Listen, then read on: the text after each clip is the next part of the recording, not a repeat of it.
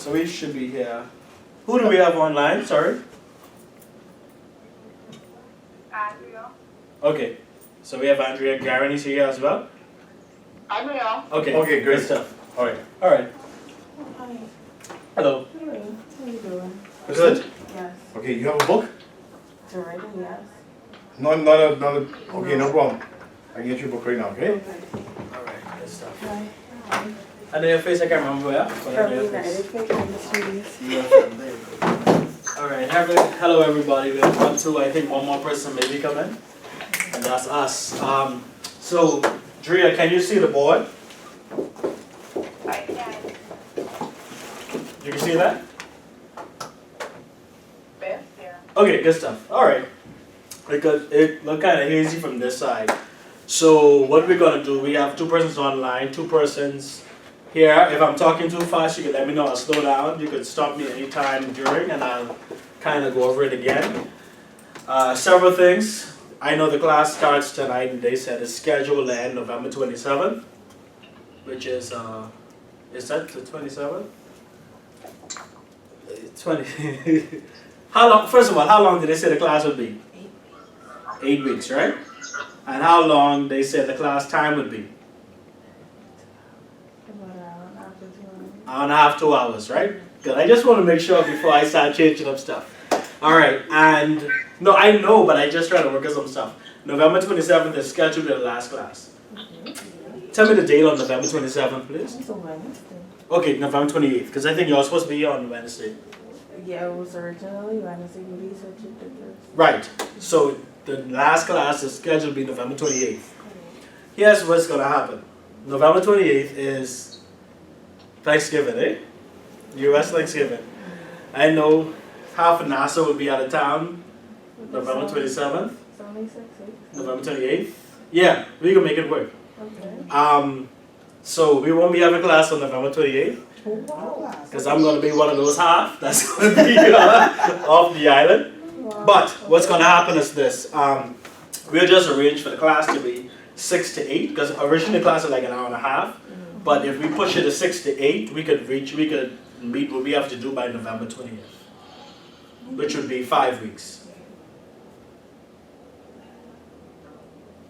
5 weeks. We good?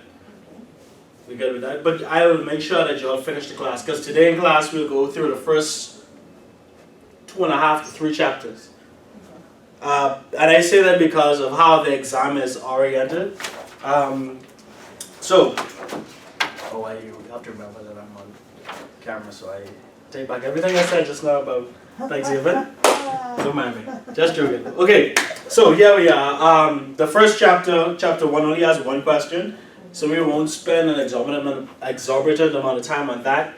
Chapter 2 has 4 questions, chapter 3 has 5, chapter 4 has 5, chapter 5 has 6 questions, chapter 6, which are derivatives, only has 1 question, chapter 7 and 8 have 4 questions each. So in total, your exam will be 30 questions.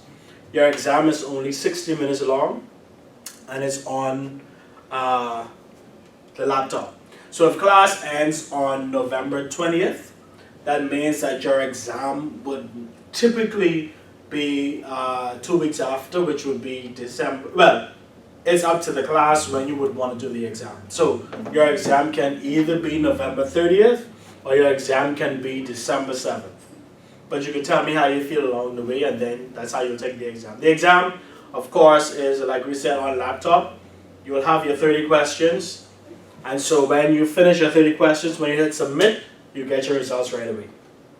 So no pressure, but that's what it is, all right? Okay. So, but the exam, and the thing is that the exam based on what other persons would, I've never sat the exam, I've only taught the course, but what happens is everybody has a different exam. So what happens is some exams are theory heavy, some exams are practical heavy, so they have a lot of equations and stuff like that. You and how it's later in the book is not how it comes up in the exam. So what the book actually teaches you is the very basic or the core, but your exam can pull it from anywhere. All right, so just like how the book may tell you 2 plus 3 is 5, but your exam may be requesting you to say 5 minus 3 is 2, using the same numbers, just jumbling it up, that kind of stuff. But once again, nothing to be scared about, because we have a 95% pass in the class, 97% pass in the class, and so we'll do good. All right. So what happens is it's 30 questions. You need to pass 21. Okay. You need to get 21. You don't gotta write it down because nobody you're getting 21, but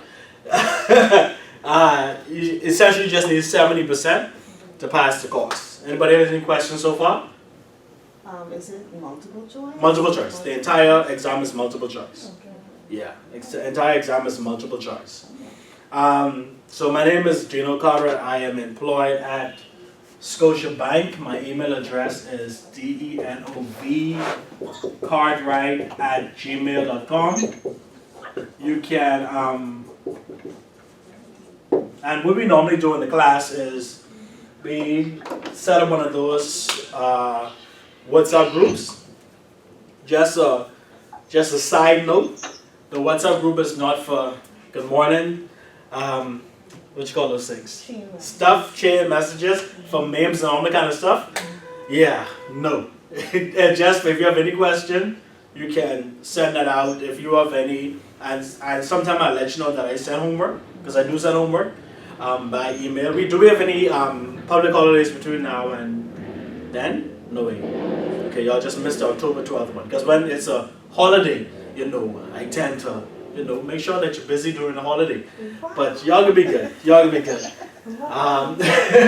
And another thing is, so I'm at Scotiabank. I'm in compliance, been there for going on 2 years. Prior to that, I was at Central Bank for 5 years. Prior to that, I was at Fidelity Bank for 5 years. So that's kind of my experience with finance. And so the course is pretty straightforward. It's essentially what you more than likely would know.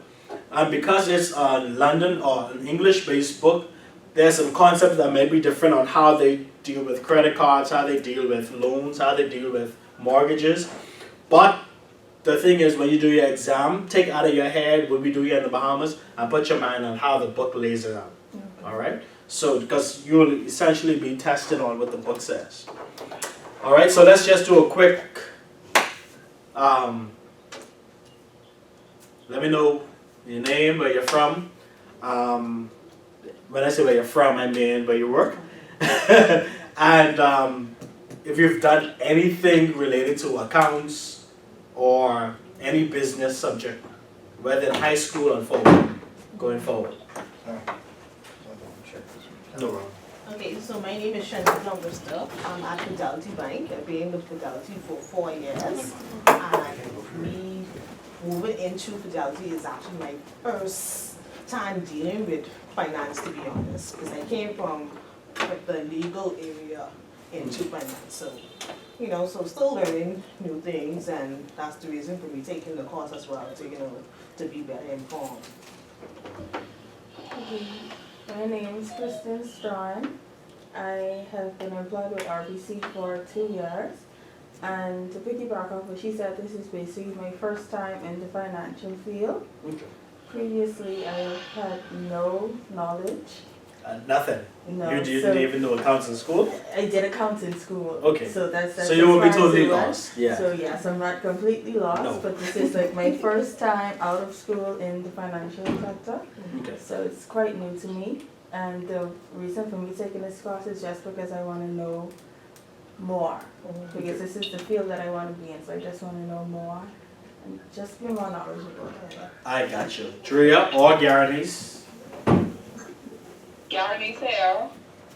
My full name is Garanice Delancey. I'm from Elufra. I work at One Elufra Cooperative Credit Union. It's a small credit union in Elufra. I work in member service representative. We have a small credit union, so I wouldn't say I specify in anything. We do everything. It's only 2 employees, so we each do everything. I got you. Basically. You say you're originally from Eleuthera. Uh-huh. One Eleuthera is in which part of Eleuthera? It's in South South Luther, Rock Sound. Rock Sound, all right. How far is that from? Hold on. I tell you right now. I don't know where they're from. Anyway, my spiritual parents are from there, Canada Ferguson and Charlie Ferguson. Right.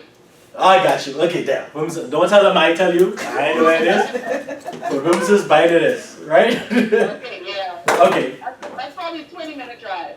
I got you. All right. So I know a little bit about South Luther. So this is your first course in finance, anything related? Absolutely, first course. I didn't even do accounts in high school. Okay, but you can be lost. You could be a little lost, but not lost. And time as you finish, you could. So I'm ready. Time as you finish, you'll be found. You'll be good. All right. And is one Luther open or closed bond? We are open bond. All right. Sound like a plan. All right. Drea. Hi. Hi. I'm Andrea Miller. I have been at Fidelity Bank for the past 4 years Okay. in all the departments, currently in loans, and I have That's all right. done a course and a course ever. So finance. In life. So you came straight out of High school. high school to Fidelity? No. Well, where were you before Fidelity? I was at an insurance company before that. Okay, so you have some kind of understanding of finance or something related to that. Yeah. Because we have parts of the book that speak to insurance, so that's where you could kind of jump in. There we have no, I don't think we have anything with credit unions, but it isn't far-fetched. It's 6:12, so yeah, we have good time. We'll get through. I kind of move kind of fast, so we may get through the first 3 chapters because we'll spend a lot of time from experience on what you call those things, formulas. Because, like I was saying earlier, everybody in the class has a different exam. They take a different exam. And so some persons have a theory-heavy exam, some persons have a formula-heavy exam. So I just want to make sure that everybody is prepared when we get that part of it. So, Dre, you said you've always been at the Freeport branch at Fidelity? Yeah. Okay. Yep. I was at Fidelity for, how long have I been there? 5 years, yes, 5 years. 5 years at Fidelity. Who was the manager at Freeport, in Freeport? Carmel. Okay, all right. So we good? So I'll get your contact information and then we'll just do a small WhatsApp group, and if you have any questions, we can do that. So when we talk about financial services, chapter 1, you don't have your book yet, right? No. All right, you can use that. Drea and Karen, both of you have your ebooks? Yes, sir. All right, good. So the first chapter really talks about the bedrock of financial services. Bedrock of financial services is something that we call fiduciary trust. It's not in the book, but okay. Fiduciary essentially means that you are looking out for the best interest of your client, meaning that whatever you do, whatever transaction you make, whatever you charge them, everything that you do is in the best interest of your client. That's the bedrock of financial services. With financial services also, so financial services also is based on the golden rule, do unto others as you will have them do unto you. That's the basic principle, basic tenet that we build financial services on. And when you talk about fiduciary trust, there's a thing called ethics. Ethics is what, let me let you answer. What is ethics to you? Basically, it goes beyond as your morals, how you were raised in your home, what is right and what is wrong, basically. That's to sum it up, basically. So your ethics and your morals, how you grew up, your belief system essentially. Right. All right. So when it talks about ethics and integrity in financial services, that means then that whatever you do for your client has to fall in a certain category. There's an example that's used in the book, and I want you to tell me honestly how this would work. Okay. Normally in the class we use 2 examples. In one example in the book they talk about a cell phone being lost, But then we also talk about money. And apparently, based on my last classes, if somebody lose money, Delia, yeah, you know, you find money, that's yours. Because Lord then, bless me. you understand the Lord bless you, because then they say, if you carry it to the police can take it. So apparently nobody trusts the police. You never want no police. You're married to no police, right? Okay, because I don't want to offend nobody and say nobody trusts the police, but nobody in the previous class trusted the police. But if you walked out of Biff's, found $100 on the pavement, what you gonna do? Put it in your wallet? Stick that in my pocket. Stick it in your pocket? Yeah. Who said it's Drea? Who answered that just now? Drea or Gary News? Gary News. Drea, what you can do? I would have stick that in my pocket. You stick it in your pocket. Yeah, sounds You can stick it in your pocket too. Why? Because like if I see somebody around, Like, who you, like, seriously, you see money on the floor. Like, you go in, ask the people around, oh, excuse me, this is your $100? Oh, yes, this is mine. And it ain't theirs, you know? But isn't that the right thing to do? No. Isn't that the ethical thing to do? It is the right. I mean, Miss. It's right, but you should right leave the now. money right there, you know? in the cold, But then you know. some That might be somebody. That might be somebody. happen. That could be somebody. Yeah. Their money. I mean, what would you do? What would you want them to do? So you're going to be knocking all the doors. What would you want them to do? Well, like I said, the Lord bless you, so. So nobody would carry to the police and say, I found this. No, And if but they he don't. said, I mean, police are humans too. Yeah, but they have a Yeah, system. The police- police have a system in place whereas I when you don't- find things, they write it down, write down the serial Do number, they? anybody come. And then, after 30 days, if they don't come and claim it, then they call you back and say, hey, nobody claimed it. This belongs to you. Would you do that? Or would you do? Ma'am, all of the students, I'm the lecturer, me. No, all chances are, I going under my foot. Yeah. I can slide. Yeah, slide. Slide as far. No cameras, okay. Yeah, and then you go. But what about a cell phone? So you're in a bus, a cell phone is left on the seat. You yourself have a bubbler, right? This is an iPhone 10, right? Unlocked. Well, but That's not realistic. okay, unlocked. So the phone is unlocked, right? Okay. Unlocked, sitting on the seat. Uh-huh. What do you do? Okay, cell phones.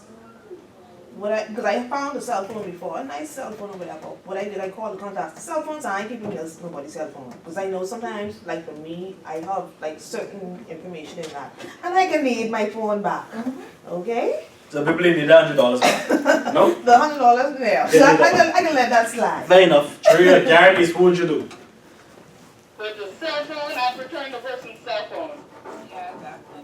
But so Money, because you know the- me, ain't want no money. so because the money ain't, I can't track no money. The cell phone. oh boy. See, only because the cell phone got trackers in it and then No, you want to find you. not even that, but I know for me, if I lost my cell phone, I would really appreciate if someone was honest and say, hey, miss, you know, come pay your phone. But not $100. You know, they can keep it on. Basically, what's money? You kind of write that off. Yeah, it's really a write-off because you can't go, money isn't really trackable, like she said. If it's dropped, then you have to track back over, you left it or if somebody already saw you, if somebody's walking behind you already pick it up. With your phone, you can basically, really pinpoint it. Okay, I was in the bathroom when I rested on the counter, I was in Wendy's and I was digging in my bag and we rested there. So it's much easier to track, I would say. See, that's what happened. But when it comes to ethics and morals and working in a financial institution and what you expect of a financial institution, these are your 4 questions. When you go on your exam, if they ask one question, chances are it's going to be from around these 4 questions. Whenever you have a financial decision to make, whenever you have an ethical dilemma, that's what they would call it. An ethical dilemma is when you have a choice to make, and you could have an ethical dilemma because both choices are good. You keep the money or you give it back. But both choices are good and you want to know how to make a decision when you face an ethical dilemma. The first question is you have to ask, is it fair? All right. When you look at chapter 1, when you ask about is it fair, you want to ask, is it fair to the person that lost it that you kept it? That goes with money, and that goes with the cell phone. The first question is it fair that to the person who lost the thing, is it fair that you took it? All right. Second one, is it transparent? The question with transparency is, I'll just make sure that I have the right thought about it. This means this depends on your reaction to your friends admiring your new phone. If you are reluctant to say how you came to have the phone, your actions are not transparent. So transparency actually means that you could tell them how you got the thing that you got. Now, in the country, it kind of a little different, because if you tell somebody find a cell phone, they can say, girl, you better keep that. If you find out your dollars and you tell them you give it back, they call you stupid. So the transparency, but even when it comes to financial services, is can you tell somebody else with a straight face and feeling good about yourself that you did what you did? If you can't, then your actions are questionable. Because of what? All right. Is it open? Is it open meaning, let me see, I just want to make sure that I have the right terminology. Is it open means, did you ask anyone on the bus if they had dropped it? Say, this is if you found the phone on the bus. Did you ask anybody on the bus if they dropped their phone? Or did you look around and see somebody who lost their phone and then you play like you know? No. In the little pointer in that case, I would rather likely give the bus driver the phone. No? No, thank you, that don't make sense. So you I give the mean, bus. I understand what you're saying, but I wouldn't do it. You No, will give it. I mean. Because you think the bus driver to keep the I think. See, y'all ain't never trust nobody. That's what happens in society. Y'all don't trust nobody. They trust in the bus driver too much. Y'all don't trust nobody. See, that's what wrong society. Okay, so Drea, what would you do? I mean, in terms of open. So, same thing with the $100. You would not ask if you see somebody down the road, feeling, looking, and you need. Okay, let's change the scenario. You need this $100. What would you do? Okay, now in that case, yeah, I'll say, sir. But you need this. No, I'll be like, sir, exactly what are you looking for? Let me just compare it up. You know? You're looking for, oh, here, I'm watching it. See, BPL, okay. Yeah. BPL just called you, well, someone just called you as a BPL truck outside the door. You need $100. Pardon?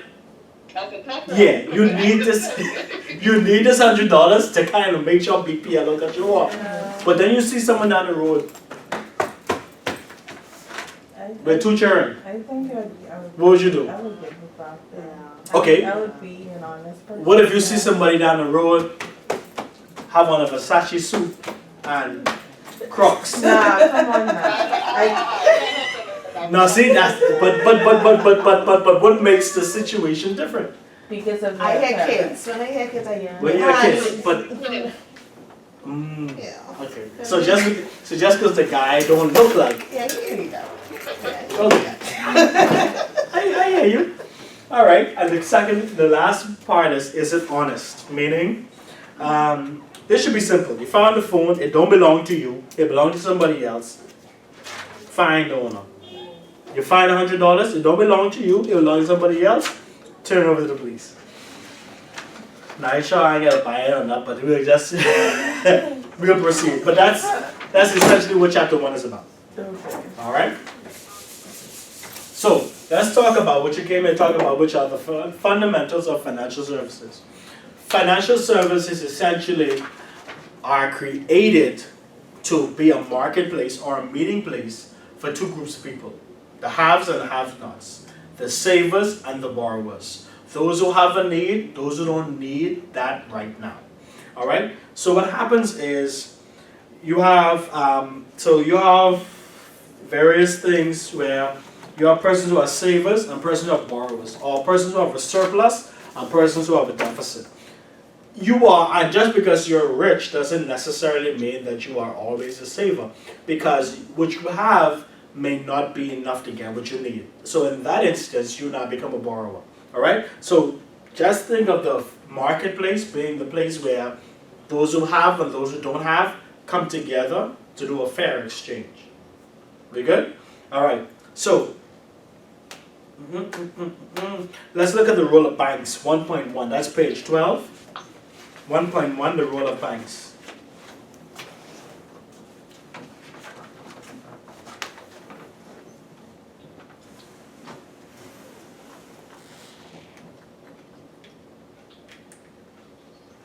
Okay. So this is essentially, have a look at it. Sorry, I draw stick people. Pardon? Can you see the board? This is how I start all my classes. Sorry, I understand better with graphics. Alright? So, here's what happens. You have a person who has a need. I mean, you have the bank, you have the savers, and you have the borrowers. Alright? And remember now, this is the place where they meet. Give me some places where they would meet.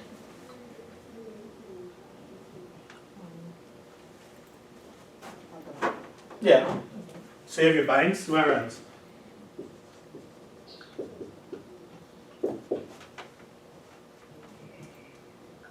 Anybody? Investment companies. Investment company, that in the book? No, right? No. Okay. Banks, investment companies. Come on, just shout it out. But you ain't got no money, where do you go? And not in number house. Number house don't fall in this category, right? Right here. It's NIB. Credit unions. What else?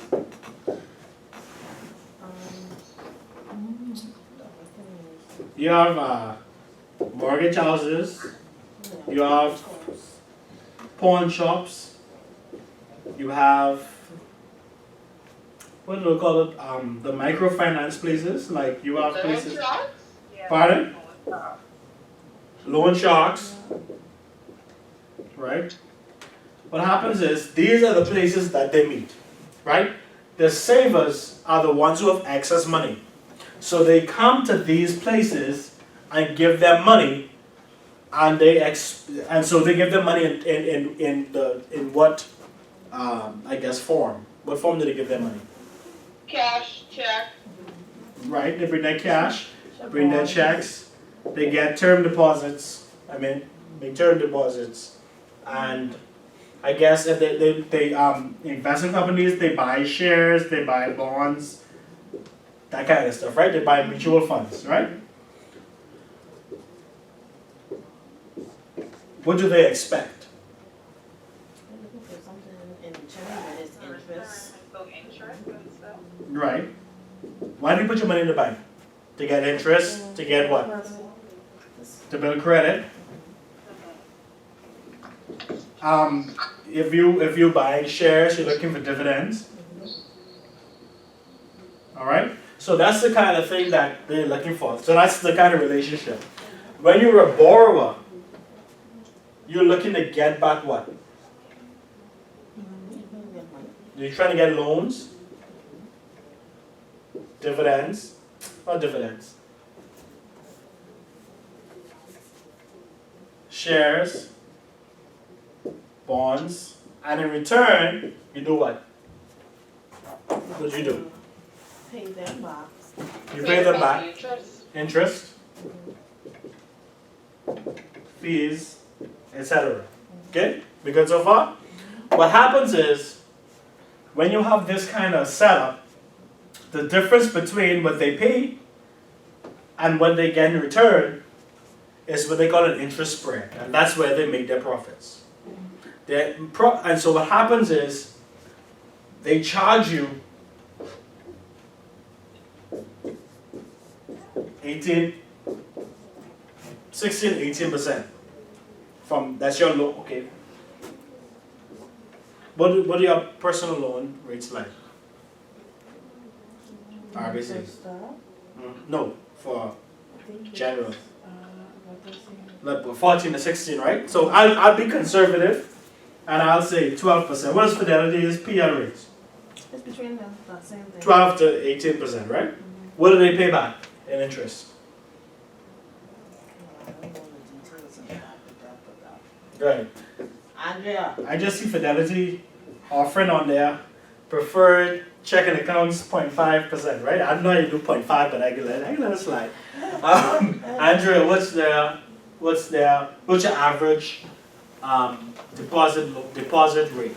or the one that start for 1.25. 1.5, 1 to 2%, really. And what about the credit union? Our interest rates, Uh-huh. for our loans, our usual interest rate is at 12%. Right, 1% per month, right? Uh-huh. So the difference between this and this is their profit. 11%. Minimum. So manage how much they charge your credit cards. 18 To 21%. plus, right, to 21%. Right? 1.25%. That difference is what they make in what do you call the word? In profits. Where does the profit go? To your shareholders. So this money here comes right back up here to your shareholders in dividends, right? Or in, now this isn't necessarily in your book like this, but this is what's said all in chapter 2, all right? So you have your dividends. What else do they expect? Shareholders. As far as they looking ways to cut expenses. Right. So they're looking for dividends, they're looking for profits, and they're looking for capital gains, right? Because in every instance, they don't always get dividends, but what happens is that the value of their stock increases. So that's what they're expecting. In return, what do they do? Shareholders.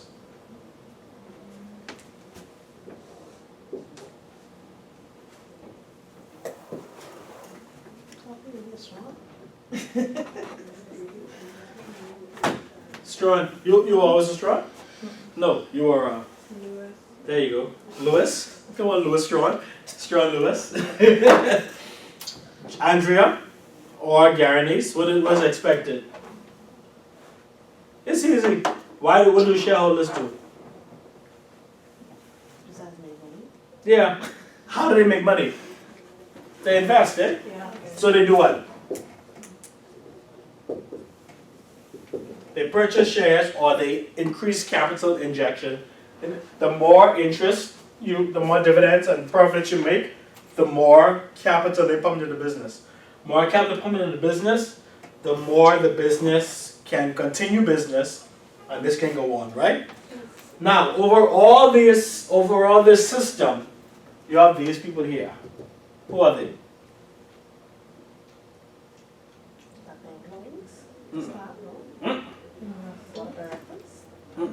I just stop there. I just Pardon? there.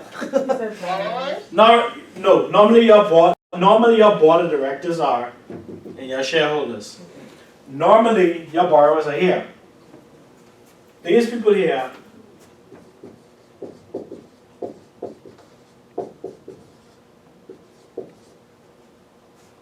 Central Bank, Securities Commission, All these are financial workers. Insurance Regulators. Commission, Compliance Commission, and y'all have, well, credit unions are now under the central bank, right? So Yeah. these people here are watching over the entire system to make sure nobody get gypped, that nobody get swayed, all right? So what happens is, central bank working there, we can't tell the banks what to lend at. We control this by something that you will learn called the prime rate. Y'all can see that up here? Y'all can see that, right? I hear you clearly, but I can't really see too clearly. But Okay. I can hear it clearly. Okay, good. So what happens is central bank kind of regulates this by the prime rate. How does this happen? Banks' interest. The central bank gives I guess what you would call a preferred rate, meaning that for your best clients, your A clients, they get this rate plus whatever, right? So they get this as a base rate. For your not so good clients, and you'll learn about them in a couple of seconds because we're going to talk about the risk.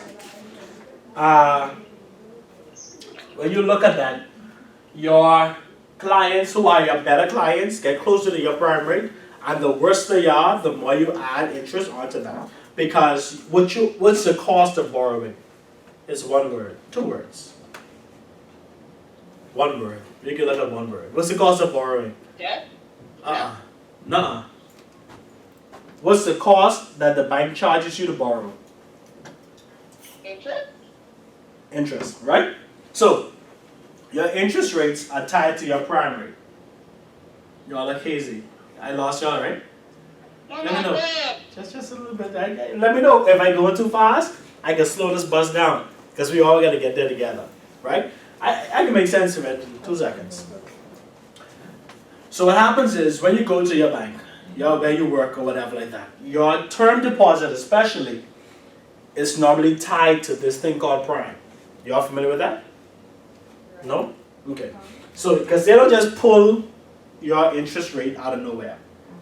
Your interest rate is prime plus something. You may see that even when you do your mortgages are tied to prime. So what happens is, so when you go to the bank and you say, hey, I can lend you this at your mortgage. Your mortgage is prime plus a certain percentage.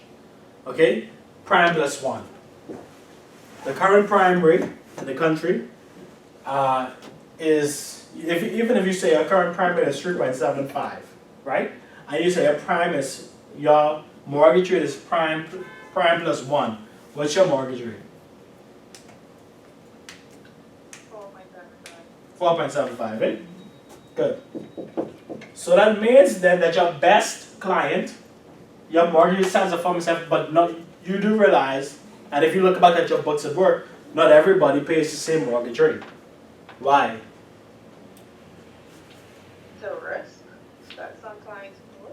The risk, right? The higher your risk, the higher your interest rate. So what happens is, the government can't tell the bank, this is what you must do. This is what you must charge. So what does the central bank do? The central bank says, all right, we want more people in the country to qualify for a mortgage. What do? They can't tell the bank, you have to lower your mortgage rate. Because a lot of reasons why people can't afford a mortgage is because the payment is too high. The payment is too high because the interest is too high. Central bank can't tell the bank what to charge, but what do they have influence over to tell the bank? The prime rate? The prime rate. Central bank sets the prime rate, right? So if I drop the prime rate, and you have a contract with Andrea to say, you sign this 30-year mortgage, and your mortgage is prime plus 1. Whatever prime is, we have to add 1 to that. If I want to give more money, put more money in Andrea's pocket, to decrease her mortgage rate, I have to decrease her mortgage. If I want to decrease her mortgage payment, I have to decrease Andrea's mortgage rate, right? If I want to do that to the bank to give, say if the government feeling, let me go back in history. When government changed 2012, right before that they wanted everybody to be kind of, things was tough. So they wanted to put a little extra money in your pocket. They realized, BEC kind of fixed. You pay your little 200, 300, that fixed. Everything else fixed, but your mortgage rate is kind of hefty. On the flip side, they wanted more people to qualify for homes. So they wanted the mortgage rates to drop. So what they do? They decreased prime.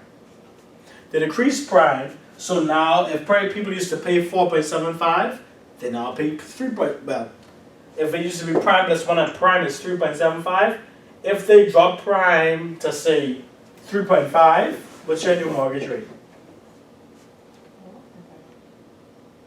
Using the same principle here. 4.5. Everybody get that? Andrea, Karenese? Andrea? Garnies?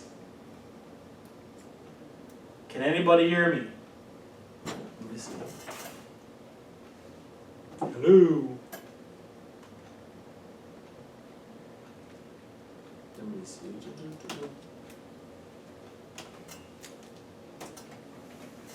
I think the signal may have dropped. So what happens is the government wants to change it, right?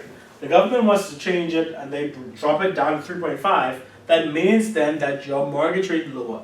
When your mortgage is lower, what does that mean for your money every month? You have more money in your pocket. When you have more money in your pocket, that means what?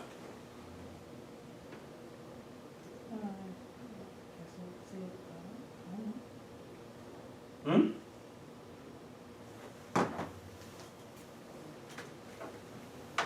You have more money in your pocket, that means what? Tell me, when you have more money in your pocket, what does that mean? You can budget better. You can budget better, and meaning what?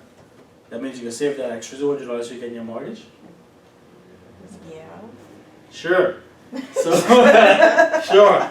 Your mortgage rate drop. What's the first thing you do? You change it to 200. You can buy more. They give you the opportunity to save. You save. It gives you the opportunity, but how many people save that? No. Slim to none. Yeah. So what do you do with that 200? Buy more grocery, buy more Kentucky, get one another little loan, you know, and so and so how does that? Why would the government decrease prime rate? So more, 45. Something happened. Yeah, you still online now, hey, because it's like it went down for a second. Guys, you still there? No, because you started, Hello? I think it's down somehow.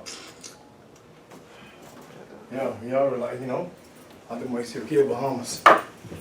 Sure. Alright, we getting this recorded, okay? Oh, sorry. Sorry. How you doing? Interesting. I am good. It's good to see you. I know, right? Hello, Hansa. So glad. Get back. Oh.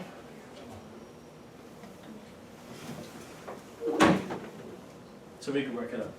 All right. So there's a decrease in the amount of. Well, y'all has added this, right? Y'all has added this, right? No, we Yeah? we don't. He's Wait, saying okay, let me tell you what I'm happened. gonna truncate something. I mean the recording. Not Yeah, this. we don't edit it. Okay. I mean, but what do we do? We'll just send you the link. Yeah, that's fine. Yeah, because actually, if you look at it, it's like 2 or 3 persons that review it. Yeah, Only persons in the class. yeah, that's fine. And then we No. can take it down. No, I just want to make sure that I yeah. ain't talking about Perry Christian. No, I can't talk that. No, I guess. I just gotta remember, right? And notice I call no names. Yeah. This class I really call no bank names because I just call bank names, right? So that's how it is. But anyway, the connection to weak. Yeah. Yeah. Yeah, we're down.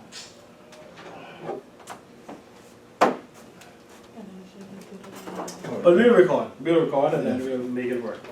All right? Yeah. We look like we're back. So,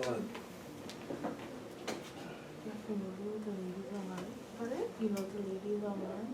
You don't go to use it? If you know that. Oh, no. Oh, yeah.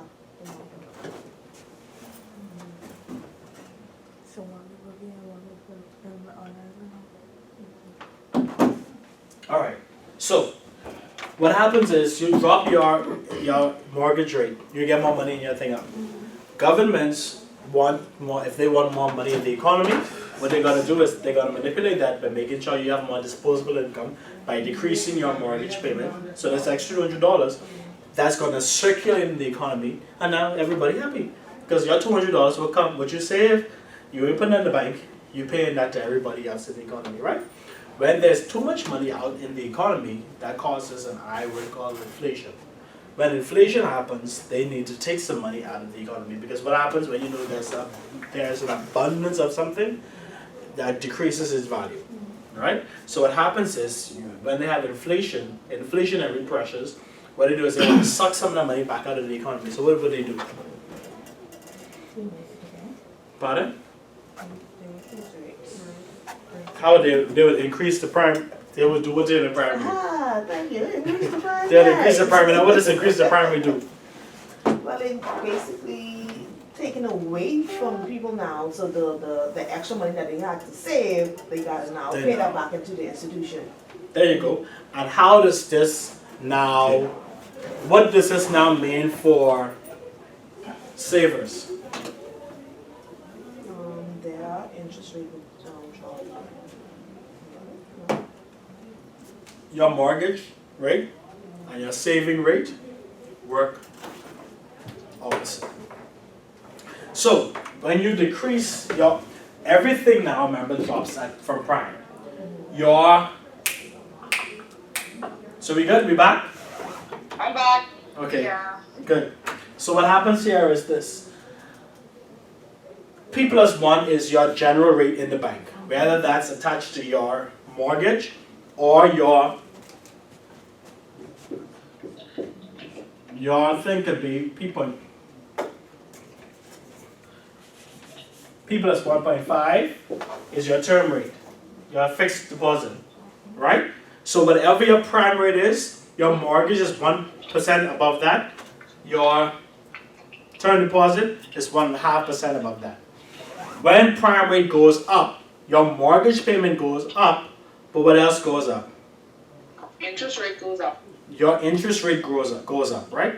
So that means then that when that happens, there's less money that you have because your mortgage rate goes up, but how else does that take money out of the economy? Customers have to pay more money. The customers pay more money, so it means your mortgage rate goes up, but how else does that take money out of the economy? Regarding savers. They wouldn't have much to save. Hmm? But they They wouldn't do not have get much as to much save. interest. Your savers also go up by 1.5%. So what does that mean? Your term deposit.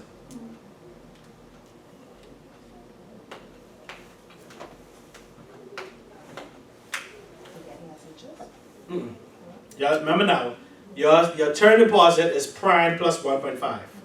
If your prime rate goes up, so it means then that if your prime was 3.5, if your prime was 3.5, and they say it's prime plus 1.5, your new term deposit rate is 4.65, as opposed to 4.5. What does that mean? Think as a saver.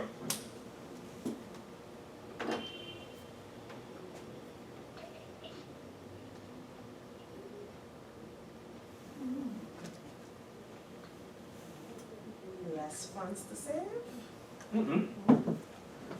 Remember now, okay, when the government wants to take money out of the economy, it increases your prime rate. When your prime rate increases, your mortgage rate goes up, your term deposit rate goes up. When your mortgage rate goes up, for those who are borrowers, they have less disposable income. For those who are savers, the term deposit rate increases, making it more attractive. So what do? They take the money out of the economy and start piling it back up in the banks because they get a better interest rate. Make sense? Anybody? Andrea, guarantees? I think they're gone again. There's poor connection. Andrea, guarantees? Got it. Okay, good. Y'all good? Guarantees? I don't know, it was crazy, but Okay, yeah, because I see a same poor connection. That's why I asked. All right? So that's how the government uses their influence through the central bank to influence the economy. We lost? We lost? I mean, go over it again one time. I don't know. Okay, not a problem. One more time. All right. So the government cannot tell banks what to lend at or what to give to their savers. The only thing they have influence over through the central bank is the prime rate. We got so far with that. Whenever the government wants to influence the economy by either putting money in the economy or taking money out of the economy, they use the prime rate. Now, the way money gets into or out of the economy is through banks. Make sense? So what happens is, if they wanna get more money in people's pockets, like through their salary, or they wanna get more money in the economy, they will decrease the prime rate. How does it work for mortgages? When your mortgage rate decreases, you have more disposable income because your mortgage may have been $1,100, but with the decrease, your mortgage payment may now be $900. Right? With that extra $200, you're using that to go to the food store, to go away, to get a little small loan, to fix your car. When you fix your car, your mechanic gets some money, Bay Street Garage gets some money. Who else? Everybody gets a little something, right? When it comes to your term deposit, people realize I can make more money with my money out of the bank than in the bank because I ain't getting no interest. So they take the money out of the bank and they say, you know what, I get an extra $500,000 a year, but I ain't doing nothing with it. Just one. Y'all can hear me? I didn't have poor connection. But it'll be recorded anyway. Okay. Okay, good. So this $500,000 they were saving in the bank.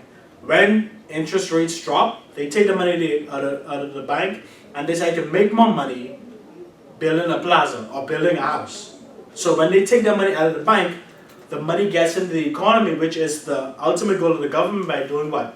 When you take the money out of the bank to build a house, the contractor get the money, the plumber get the money, the electrician get the money, Carrex Building Supplies get the money, Kelly's Lumberyard gets, everybody.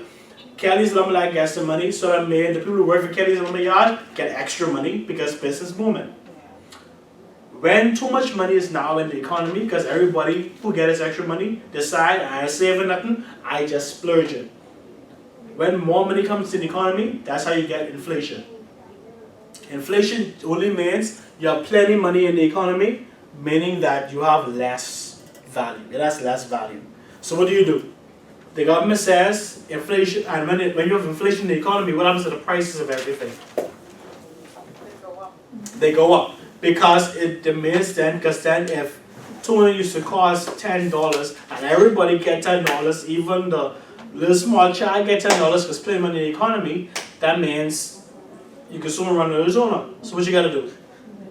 What does the food store do? Go up on the price of tuna. Right.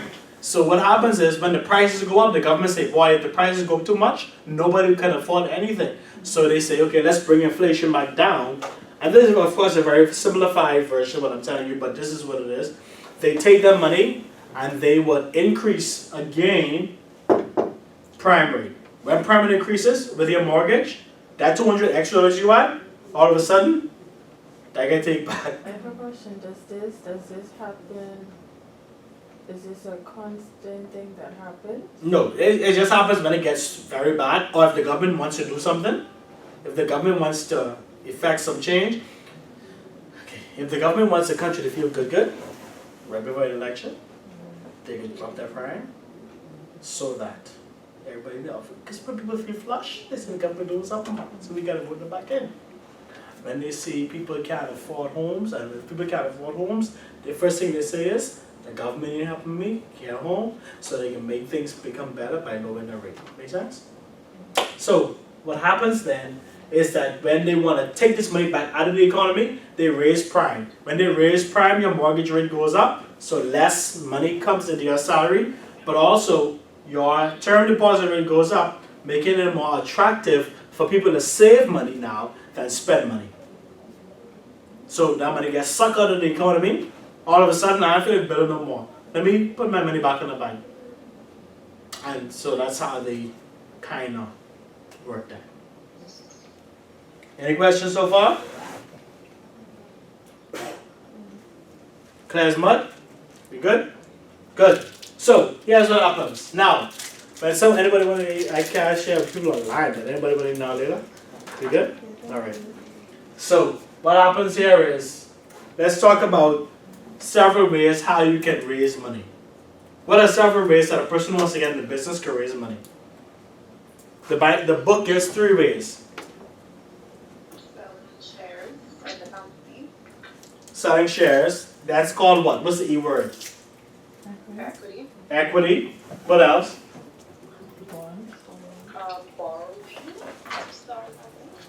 right? And in the form of what? There are two ways you can borrow.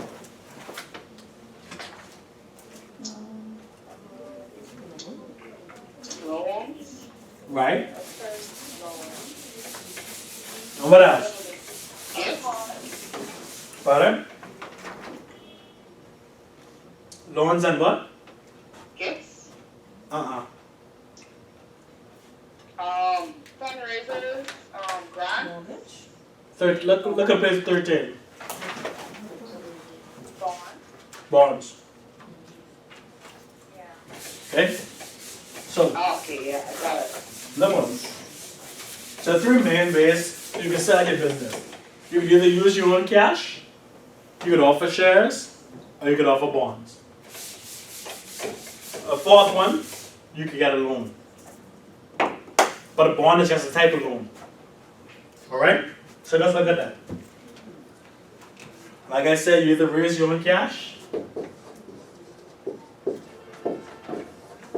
you get a loan in the form of bonds, or go to the bank, or you can offer equity. Let's look at this, right? When you talk about cash, what's the advantage of using cash to open an account?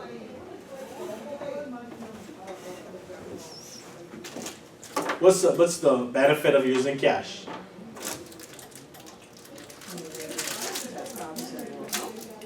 No, to start a business. It's your money. It's your money, you own a body, and you can just start. What's the disadvantage of using cash to open a business, to start a business?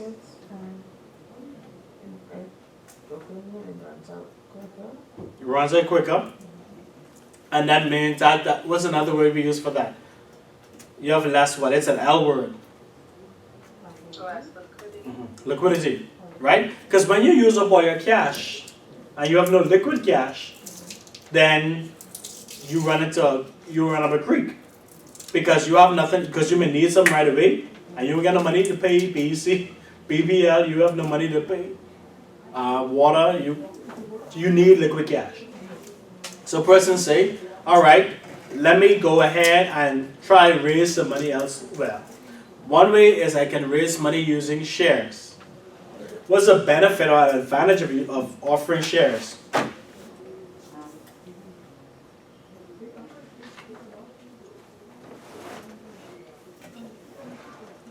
Or equity?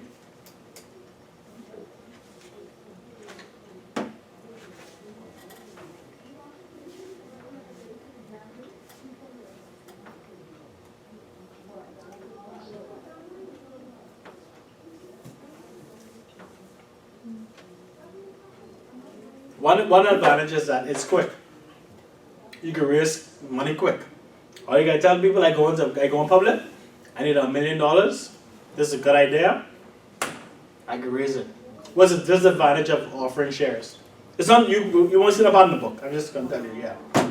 What's the disadvantage of offering shares? You won't be the sole owner of your company. Exactly. So what happens is when you need to make a decision, you gotta go and ask everybody who have shares in the company before you make a decision. The credit unions know about that very well. They have to make an AGM. The AGM decides who's gonna be your credit committee, your supervisory committee, your board of directors. If you wanna increase your shop size, you gotta go to them first.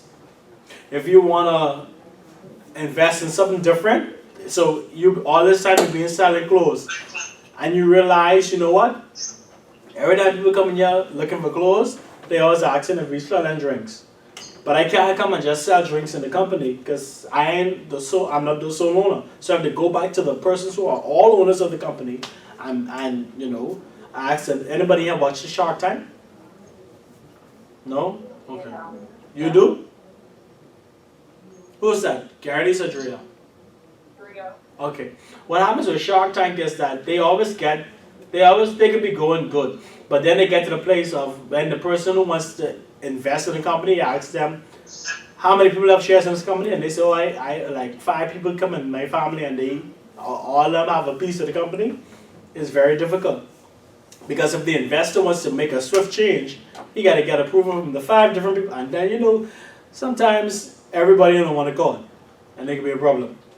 Because, you know, even if you call it your business and you have a board of directors because you offered shares, if they want to vote you out, they can vote you out and you lose your business. But you put all your blood, sweat, and tears to because you have things why you should get, like, no, it can't happen. So what happens is, if the board feels as the CEO, you're not making a wise decision, you gotta leave. They could fire you from your company. From your own company that you started up. Alright? Pardon? And then what? And then what? Oh, they could hire their own CEO. So your board of directors run your company. Alright? But, so for that fast money that you raise, this is the downfall of it. When you offer bonds, what's the benefit of that?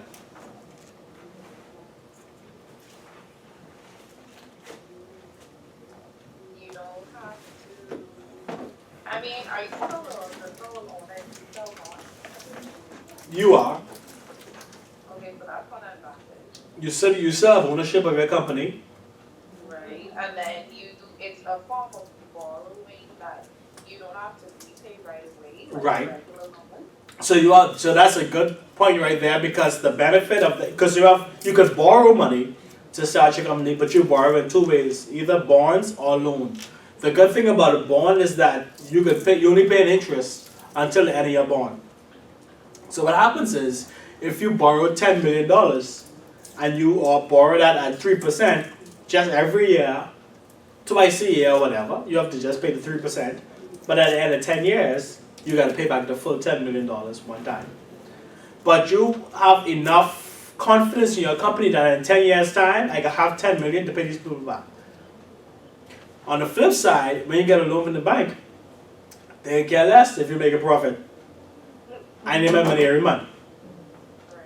Right? So that's the difference. Alright? Now with bonds too, the thing is too that it's a loan, but it's something that's far out there, but you gotta pay it back. Anytime you gotta pay money back, that's a disadvantage. Alright? So let's look at some questions to see if we understand the difference between borrowing and equity, or a bond and shares, or a loan and shares. Okay? Let's look at page 14. I give everybody a chance to answer. So I don't want nobody feeling, left out. Who wanna start? In the little box. In this table. Excuse me a second.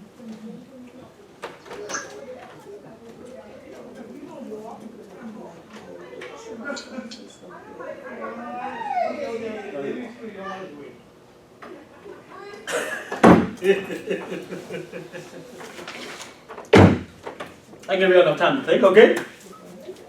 Which one is more expensive in terms of annual cash costs? Shanika.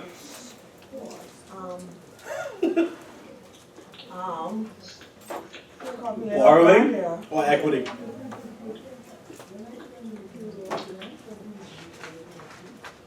Which one is more expensive? Do you know what annual cash cost is? Let me help you out. Annual cash cost only mean how much money comes in your pocket every year. Which one is more expensive? I would say the borrowing. Why? Like you said, what comes out your pocket basically. Right. So every year you either gotta pay interest or you gotta pay, every year you gotta pay interest. Whether you pay that every month or with a bond twice or once a year, you pay interest. With equity, the good thing is that you don't have to pay any dividends any year. Now, if you don't keep your shareholders, you'll pay dividends. You just pay dividends every now and then, but you don't have to pay dividends every year. So what you don't have to pay dividends this year, so that's no money out of your pocket. You could convince your shareholders that, hey, I could what you call it? I could just don't pay you no interest for the first 5 years, because first 5 years you're making no money. But what's gonna happen is the value of your share will go up every year, but no money is coming out of my pocket. So that's the number one is borrowing. Second question, Andrea, which one is likely to need to be repaid earlier? Borrowing. Why? Yeah, you can't just let me borrow you and I ask you why. Okay.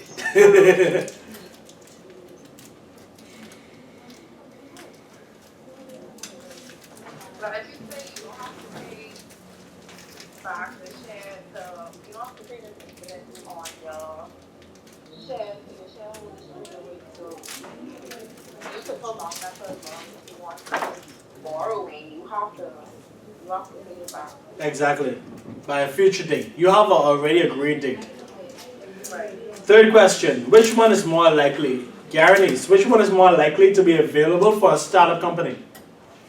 Borrowing. You said it with such confidence.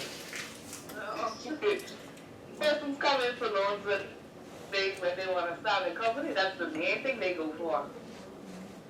What are the chances that I'm getting that over equity? I am not sure. When you are a bank or any financial institution and you borrow, what's one of the first things you ask for? Well, we ask for capital first. We ask for some sort of Injection. security. Right? Some sort of security, Injection. some sort of injection, and some track record. Yes, But if I'm a startup company, where I get any of them from? that's true. So it's easier to go out there and ask for to people to buy shares in their company and tell them, trust me, than go to the bank and say, I ain't got no money, I ain't got no record, Borrow some of your money. but let me borrow something. You understand? So that's why it's easier for a company to get equity than to go, when they want to start a company, than to go getting a loan. Okay, quick question on that. So with the equity is more like asking person to trust you. Right, equity is somebody buying shares in a company. There's no proof that your company's gonna make a profit. Right. And I can lose all my shares. If I lend you money, you gotta pay me back with interest, or I carry it to the bank. With equity, I can't carry it to the bank because I'm in the promise. Alright? Which one is likely to be more risky for the finance provider? Kristen. Would you think everybody else? We're gonna get caught and you're gonna get caught. Oh, okay. So why? Which one is likely to be more risky for the finance provider? So which one is likely to be more risky? If it's a loan for the bank, if it's shares for the shareholder, which one is more risky? I would say the loans, because if the business, if you're getting, if you're borrowing for a business and the business doesn't succeed, then the bank would be in risk of getting their monies back, or their shares or bonds or whatever in return. No, but that's two different things. You have your shareholders on one end and your borrowers on the next end. Okay. Which one get more risk? Which one is more risky? Borrowers? No. Who loses their money more? I think it's Your shareholders. Yeah. Because the thing is, the bank care less if you make a profit or not. But then they still have to get them back. Who, the bank? Uh-huh. Yeah, so I just carry the court. But I get my money back. Even if I'm only getting 5 cents on the dollar, I get my money back. I could always tell the shareholders, boss, I ain't making no money. Oh. I wish I would pay you all. I ain't got no money. Your loss. Okay. Yeah. Alright? So the person who carry more risk is the bank. That's why they can tell you no when you come for the loan. Or if you get the loan, they can tell you, like Gary say, you need to come at least 50% down. Exactly. Because I ain't sure you pay this back. Alright, which one is likely to have the largest potential upside for the finance provider?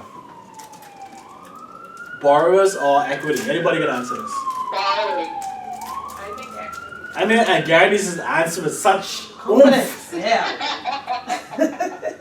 Why did you say why did you say equity, Andrea? Because in the event that the company does make money, they will have access to it in the form of the dividend. Right. Whereas the bank is a pre-arranged payment, so you know what I mean? It's a constant, you get $50 Right. a month every month for the 10 years versus once the company makes more money, the shareholders have access to their profit. Everybody understand that? Yeah. Meaning that if your company makes $1 million in profit this year, for the shareholder, that's good. Because my investment is proportionate to that profit. For the banker, I don't care how much profit that company get, we already stipulated, I get X amount of dollars every month. So the company could be doing perfect. You're only getting what I promise you every month. For the shareholder, they grow or they die with the company. In other words, whoever gets the more risk, most risk, gets a bigger reward. All right. Everybody good so far? Yes. You sure? Let's look at risk and reward. What's risk? Define risk for me. Taking a chance. Taking a chance. Define risk for me.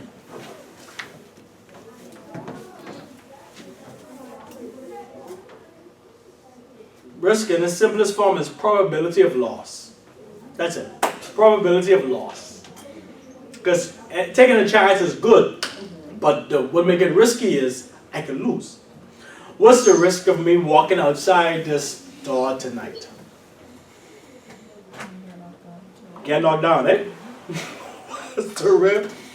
What's the risk of me jumping in my car and driving? Running gas. Running out of gas. You know, you say something else. Car won't start. What else? Guarantees? Flat tire. Flat tire. Andrea. That's not so you can get robbed on a light. Yeah. Let me tell you about y'all free pop people. Let me tell you something. See, even the neutral people even come and say that.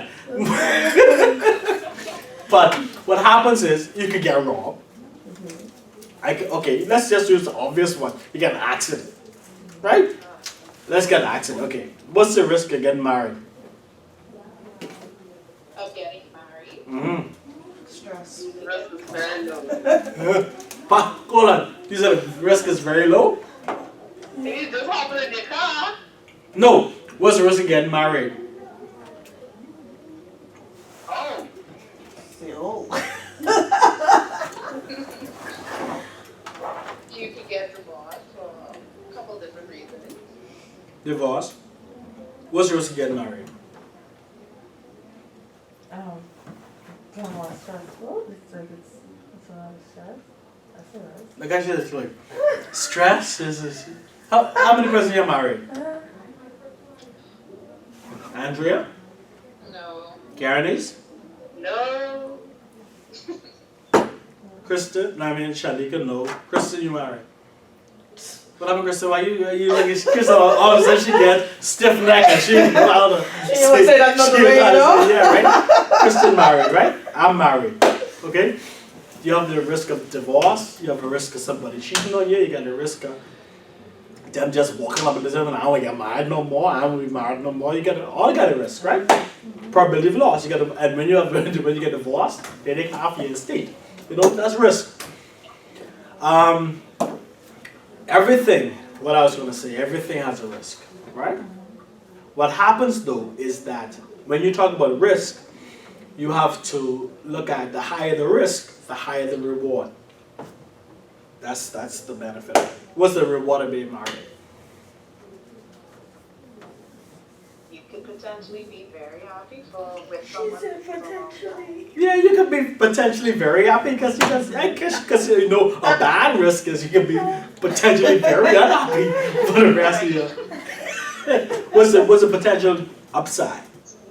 to being married? I mean, You got kids? basically, someone to help bills wise, 50-50. Get kids, right? Take the Bills strain wise. Take the off strain your- off the thing. You have your kids, right? No. No, okay. Kids, well, okay. Nobody else answered that. Yeah, kids. You get somebody to spend the rest of your life with. You know, that could be good or bad. You get Yes. somebody to spend the rest of your Good or life with. Ah, boy, I get you. Sorry, sorry. I get you cook after class, right? But that's the thing. The higher, essentially, the thought is the higher the risk, the higher the reward. All right. So let's look at it. When you talk about interest rates, which is the cost of borrowing, everybody in the bank does not pay the same rate because every customer in the bank has a different risk. When you go and drive your car, the risk is getting in an accident. What's a deterrent? Let me help you out. This ain't in the book, but it's just good information to have. And you could probably use this in another course because people who come to this don't just do one course. So you can be another course. And this could be help you with another course, right? 3 things you can do with risk. Give me up. 3 things. What's the question? 3 things you can do with risk. What are they?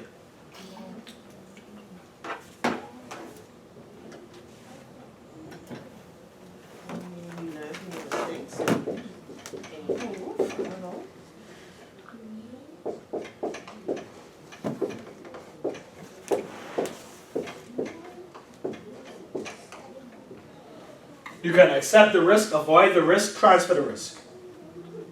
Right? Accept the risk. You get married. Avoid the risk. Stay single. Transfer the risk.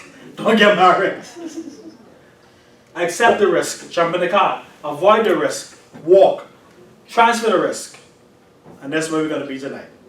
That's what insurance is. Who in here in insurance? No. Andrea was in insurance, right?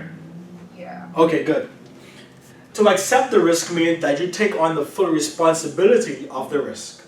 Meaning that whatever happens, you take on the full brunt of that risk. With avoidance, you don't want to do it, you just choose not to. Transference is what you do otherwise. So, if you're in a car, if you determine, I want to drive the car, how do you transfer the risk? Let me just give you another equation before we continue. Everything has what we call inherent risk. That's a risk in everything. The risk that you sit down, when you sat down today, the chair could give way, you're going to break something. That's a risk. Everything you do has a risk.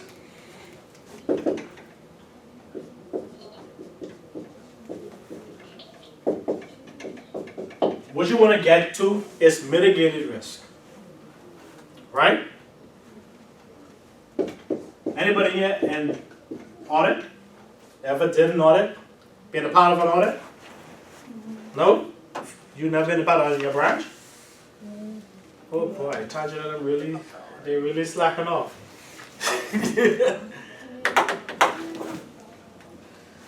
What happens is, with every risk, you put in place a control. What's the control?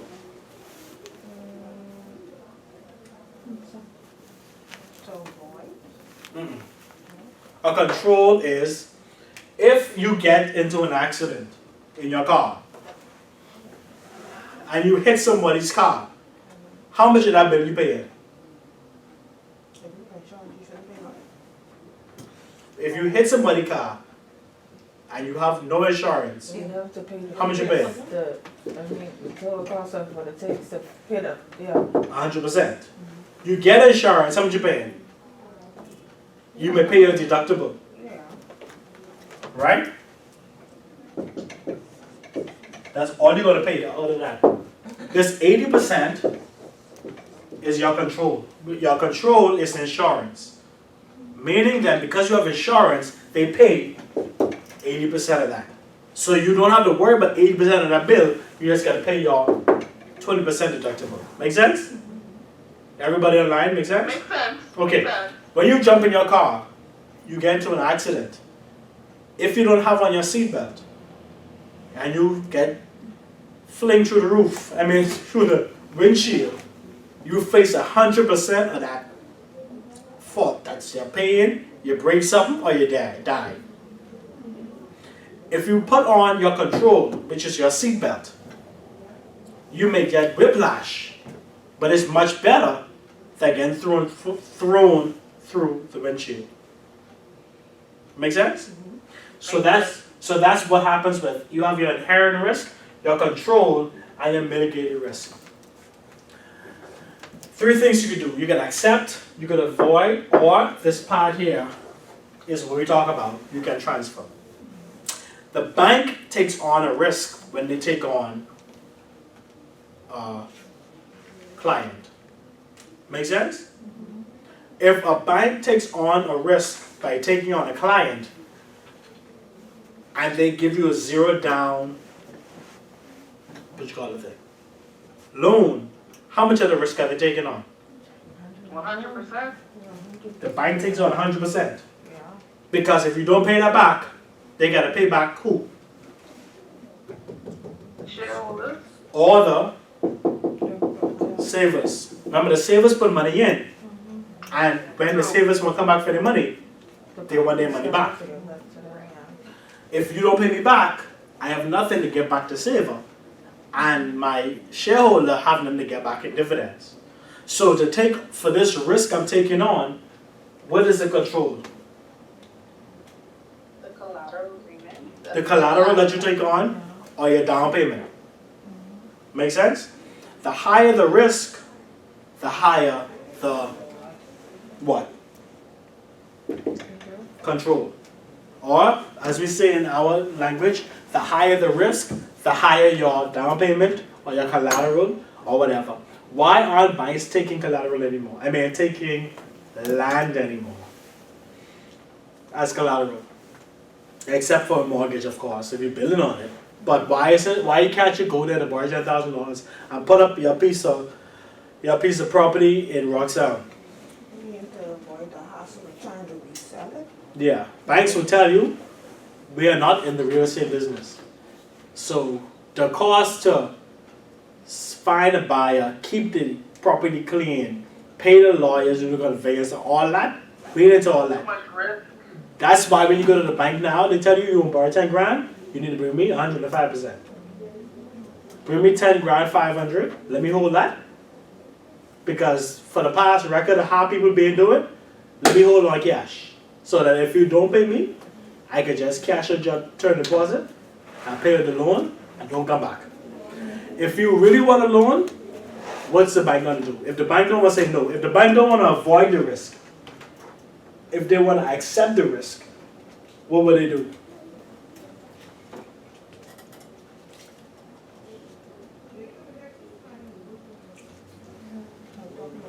Salary reduction.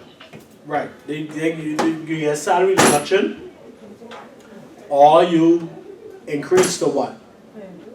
Down payment. Your down payment will increase because why would they increase your down payment? What happened? Because that's the security. The greater the security, the less risk for them. How is it less risk for them? Because if they can't pay back, then you take your security. Yeah, but that's saying you pay off the whole loan. So how else is it up?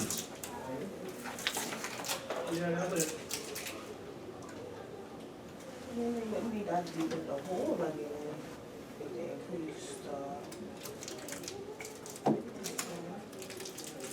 down payment. How does it influence the borrower? Hmm?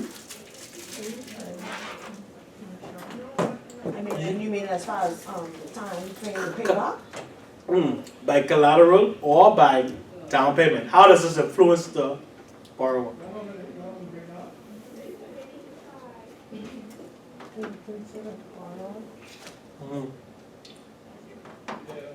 The bank figures, the more you invested in it, the less likely you'll be willing to walk away from it.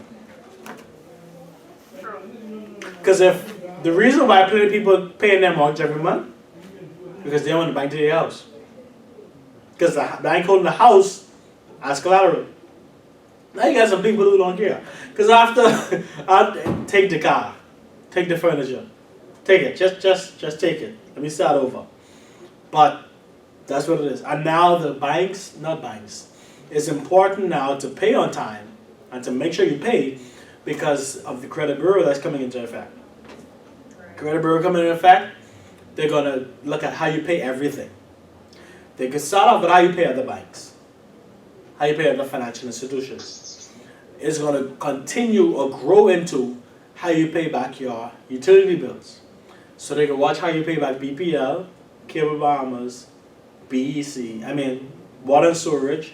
If you're always late with that, what's gonna happen to what's gonna happen to your interest rate if you're always late paying your bills?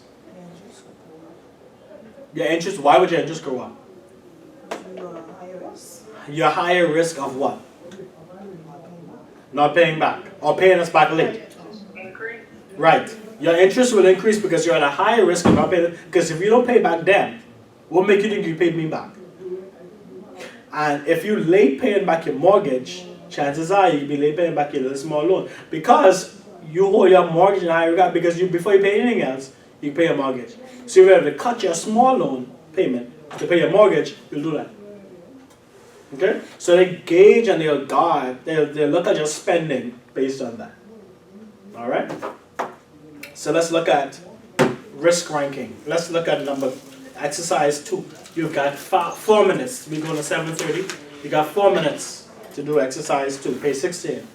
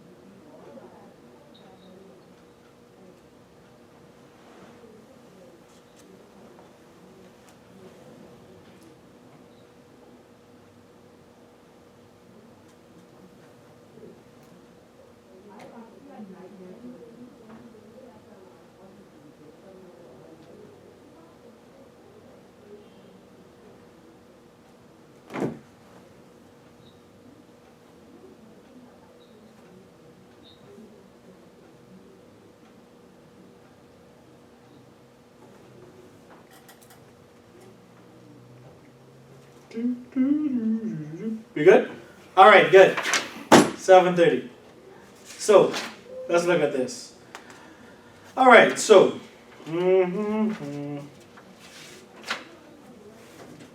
Which one, in your opinion, of course, number one being the highest risk, which one is it?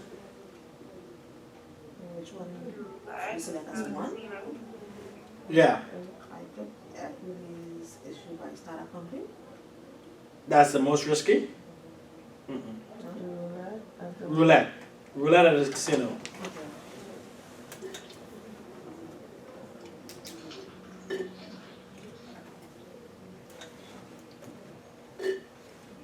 Number two. Equity issued by a startup company. Anybody else get that? You sure? You got it, right? No, Well, that was number one, but because- yeah. right. Number three. I need to use the number one. Number three. I had number three as equities issued by large. Well-established companies. Number three is equities issued by a large, well-established company. Why is 2 and 3 like that? What makes the difference? They're both equities. They're both in companies. One is a One startup. is a startup and one is So the startup is more risky Yeah. than a large, well-established. Eh? What's number 4?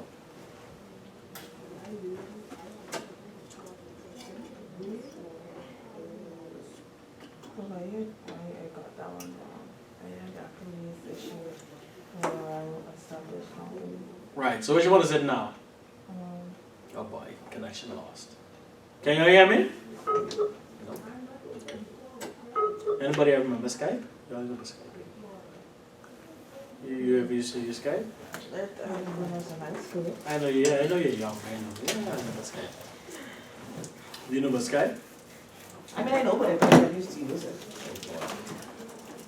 You graduated with chair. Like I You graduated with chair. was doing. Or 3? Oh, you would be in the Skype. No, high five. High five, yeah. High but- five. Yeah, I didn't know about one. No, actually, you graduated with chair. 12-8. Yeah. I know. Make me feel bad. No, it's doing. I was over school 9, 10 years. That means when I graduated grade 2. Ooh. Mothers. Oh boy. Yeah, okay. Number 4, bonds. Bonds are issued by a well-established. So the difference between equity and bonds is that they're both risky, but equity is more risky than bonds. This is where the tricky part comes in. What's number 5?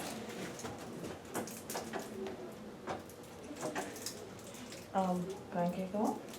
Is it? Number 5 is bank account, eh? I used to say that one. What do you have for number 5, guarantees?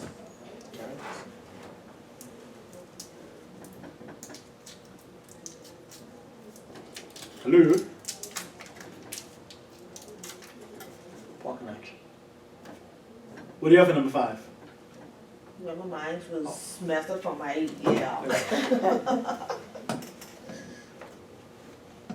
Number 6 is U.S. government bonds. Why is the bank account more risky than U.S. government bonds? Pardon? Because I think US government bonds are more I- stable.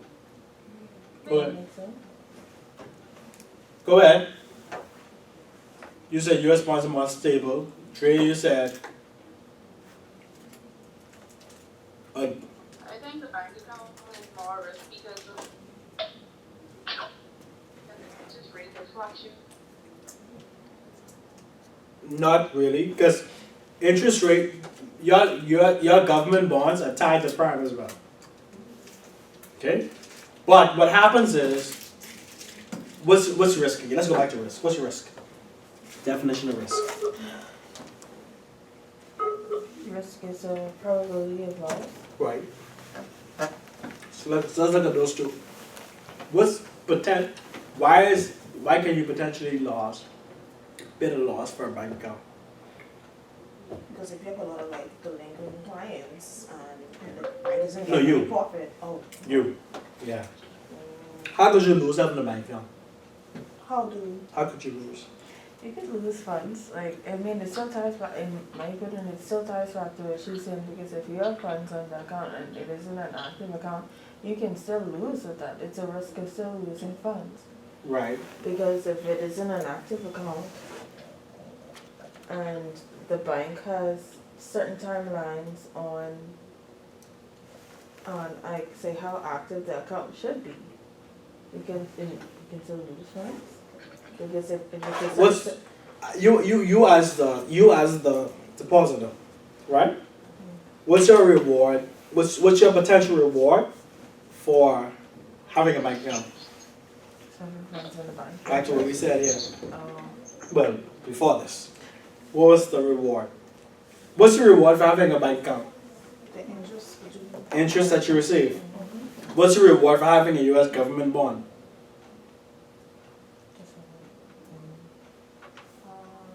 They call it coupons, but your interest payments that you get back, they call it coupons, right? You get them back. So you get coupons back, or interest received back from your bonds, interest received from your bank account. What can cause you not to get interest from your bank account? But the bank isn't getting any profit? If the bank shuts down. For the U.S. government bonds, what's going to have to happen for them not to issue bonds?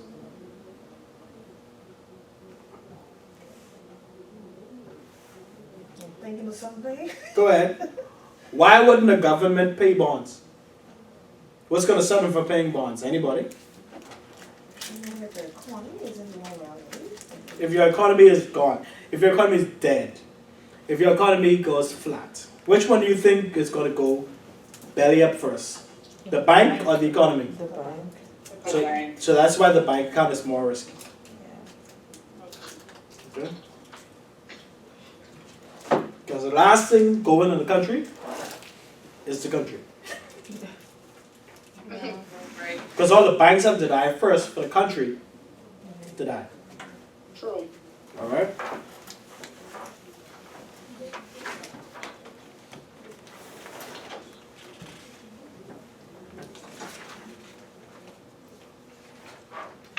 You could do the assignment number 19 for homework.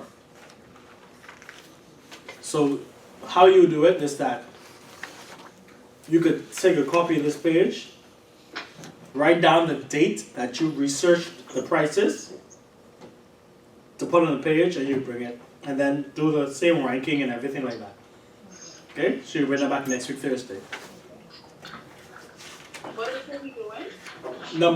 The assignment on page 21. Sorry, page 19. Page 19. Yeah. Okay. Okay. Besides, Yep. okay. When you look at banking, and we're just going to start chapter 3 and spend the rest of the weeks on wonderful equations. Anybody didn't like math? Yeah, well. Got plenty of math to go. Alright? So let's look at banking for the next 20 minutes. Alright? So, for the context of this book, you have commercial banks, which by the US definition means that all banks that take deposits and grant loans. Under commercial banks, you have two types of banks. Retail banks that lend to individuals, and corporate banks that lend to businesses. Okay? Simply put. Now, this is where you have to look at retail banking with a focus, okay? So when it looks at unsecured loans, okay? There are four key, according to the book, there are four key characteristics of unsecured loans. One, they're for a set period that is generally less than 5 years. In your particular bank, you may call them PLs or personal loans. Now certain banks in the Bahamas go to 6, 7, 8 years. But for the context of this book, it's 5 years. Okay? A second example is that, second characteristic is that there's a set rate of interest, meaning then that because of the short time, your interest is fixed. Interest is fixed because in the short time, you don't expect the economy to move up and down that much. So you expect a person to kind of have a job or be stable in a job for those 5 years, save their loan. Or you don't expect no drastic change happen in the economy where they can't pay this loan. And then thirdly, it's within a defined repayment schedule. So they pay this amount every month, or this amount every quarter, or this amount every bi-weekly. All right? So you have for a set period of time, there's a set rate of interest, and there's a defined repayment schedule. Those are the three characteristics of what is called an unsecured loan.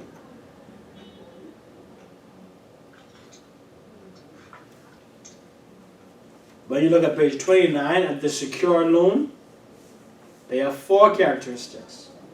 1 is for a set period. Okay? Once again, loans don't go to perpetuity. Loans have a set period, start and a finish. 2 is at a variable rate of interest. What does that mean, variable rate of interest?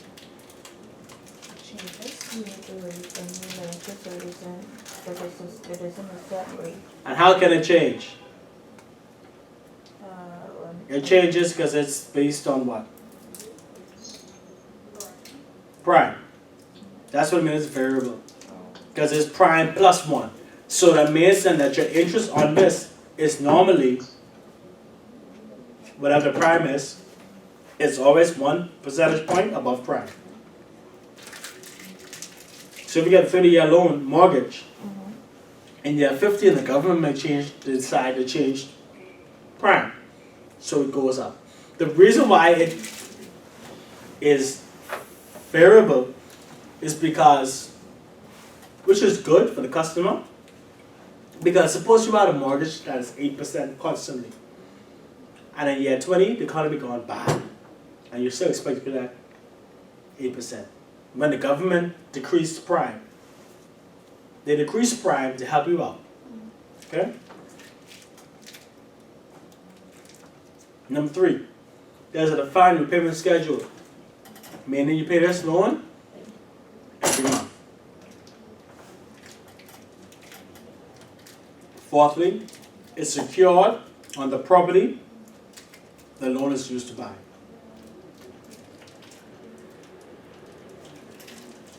So that means that if you got this mortgage to buy a house, your house is a security.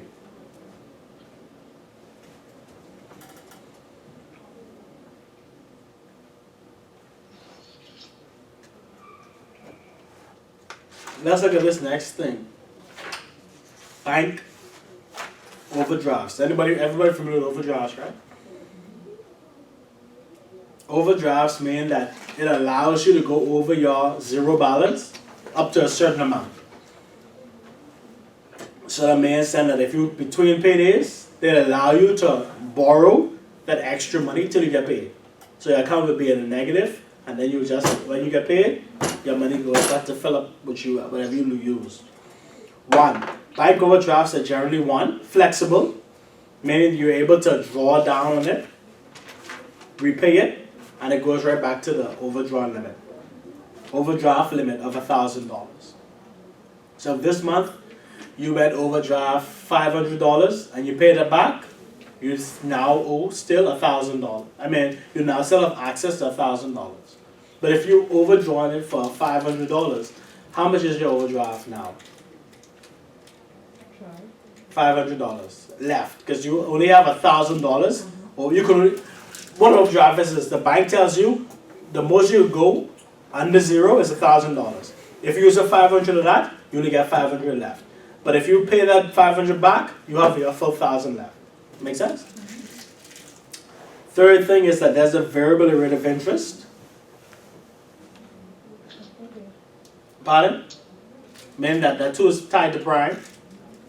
And there's an arrangement fee that may also be payable. So they may charge you $50 to set it up, $100 to set it up.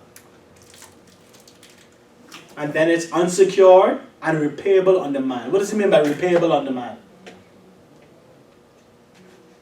They give us a time to pay it. Pardon?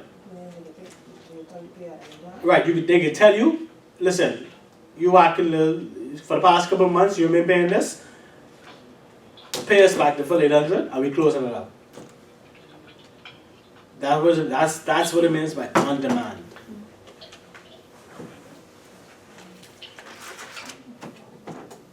Let's look at credit cards, page 30. What are some characteristics of that? One, they're flexible. Meaning you could when you're flexible, meaning that you could pay it down and pay it up, pay it down and pay it up. Okay? Secondly, it's at a variable rate of interest. Watch this because normally in the Bahamas it's fixed, okay? But in the book, it's a variable rate of interest.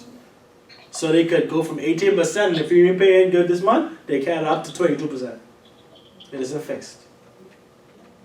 And then thirdly, the repayments of at least a minimum amount are required monthly.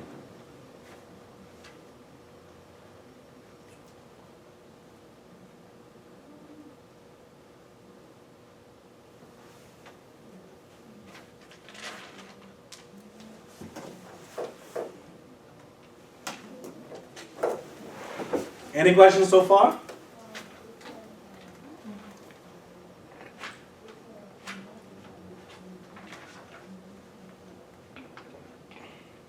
Let me see. I also remember to add persons in because I know when I go home, things match.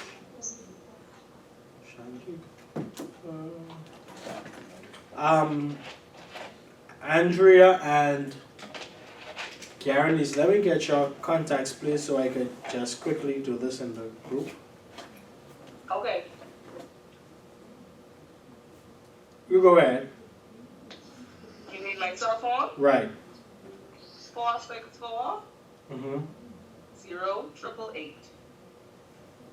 That's easy. And Andrea? 553 Uh-huh. 053. 5532053? Yeah. Okay. All right. So, when it comes to pawnbrokers, there are four things. One is easily available, meaning that they can tell you 24-hour turnaround. You come in here, you bring your things, I can tell you I can have your money in 24 hours. Number two, it's relatively very expensive in comparison to other forms of borrowing. Why is it very expensive? Why is going to a pawnbroker very expensive? Because what it is that you're pawning has to be something valuable. Right. And what else?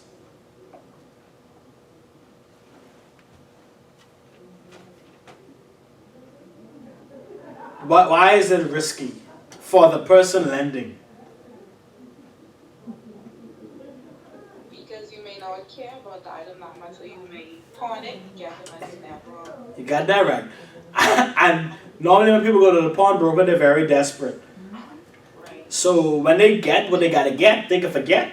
And sometimes, a lot of times when people go to the pawnbroker, they are at that place because they were not cautious with other investments, right? So because you are high risk, what does that mean? High interest. Exactly. All right, because I know when you can pay me back. So let me get my money back when I could. All right, so let me try. The next thing is for payday loans. Loans are very short term with repayment required by the next payday. Okay? When you look at interest rates too, look at those four. Page 31, look at those four examples. ABC Bank, XYZ Bank, MISA card, payday loan company, and tell me what's the cheapest source of finance for Tom.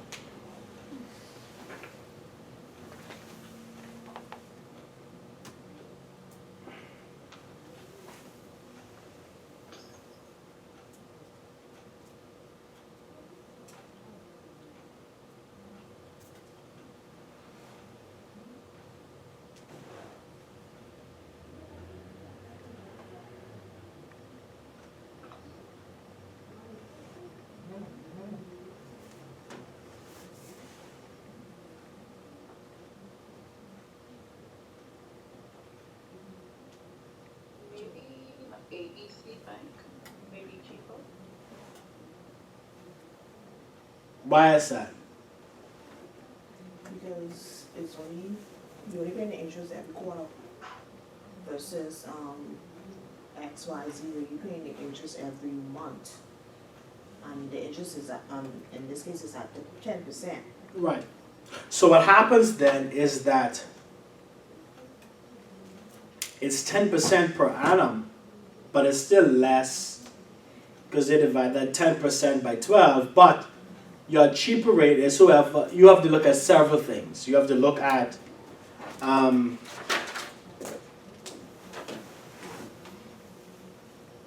ABC Bank is 2.5%, whereas XYZ Bank is 0.83%. Because you have your 10% per annum, but you're only paying that every month. So you take that 10 divided by 12, Right. right? So that's why you have to look at that. Then you have to look at your effective annual rate. And we're going to go over that next week because I want to give you all the interest rates and all the numbers on one time when you're fresh in the class so you can get them down pat. Because there's a difference between your stated rate and your effective annual rate. What's the difference?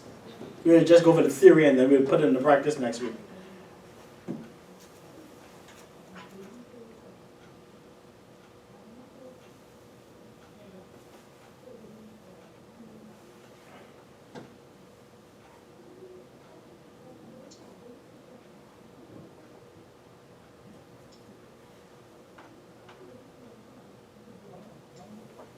What's the difference?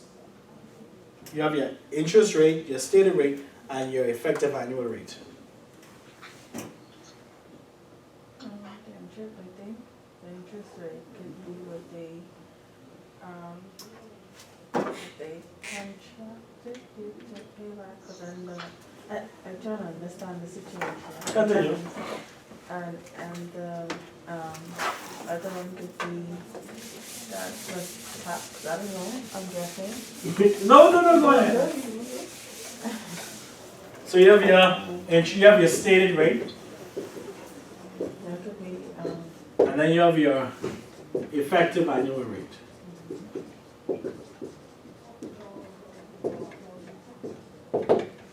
Here's the difference. You go to the bank, you see this big poster, 10%, right?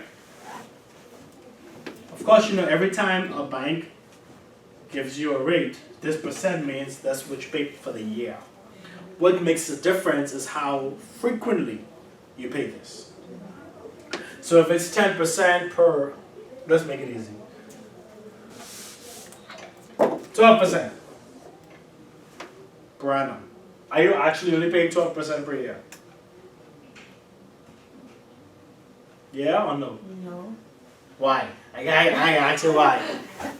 because say if you're late 1 month, then you'll have to pay, like a late fee, like interest on the late fee as well. Let's look at it from a deposit standpoint. Oh, Let's look at it from a deposit standpoint. Every month you get you put $10 in your account, right? If you get an interest of $1, what's your balance the next month? $11. What are they paying the interest on? $10 or $11? Your bank. On the balance. And exactly. So that may be 1.2, $1.20. So that means what's your balance for the next month? 12, 20. $12.20. What are they paying the interest on? $11 or $12.20? Oh, we don't want to do from the already. This is your interest on the $10. Sorry, the $11. Now they put you interest on that. That could be 1.4. So now it could be 1360. See, compound interest goes on whatever that balance is for that particular month. Right? So that means then that even if you got $10 here, if you withdrew that next month to $9, what they put you interest on? You got 10 or you got $9? You're $9. So you're about. So what happens is they tell you that. That means for this, when you're calculating this, the first thing you do is you take your annual and you divide it by how many times interest is accrued for that year. How many times interest is accrued for that year?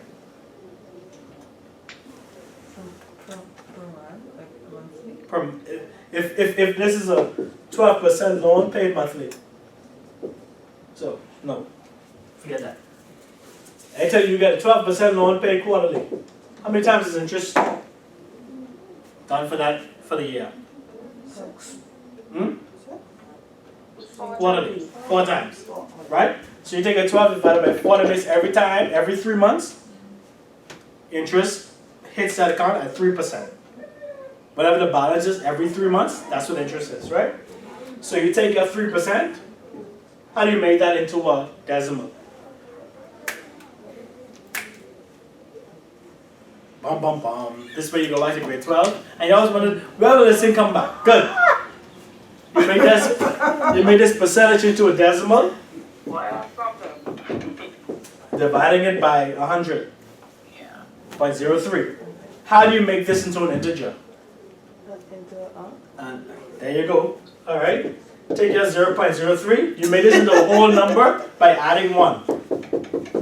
1.03. That's only to scratch your head for next week. So you come back to class next week. You know? So what happens is, that means every quarter, you take what you were getting and you do this. So that means that what you're actually paying is this 1.03.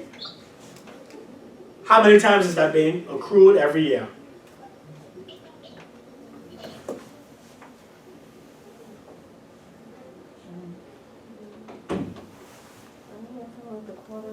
You're right. So how many times is being accrued every year? How many times does interest hit this account every year? 4 times a year. 4 times a year. So you put it to the power of 4. And what's my answer? Give me 1.03 to the power of 4. Oh yeah, you'll need a calculator for next class. Scientific, preferably. Scientific calculator.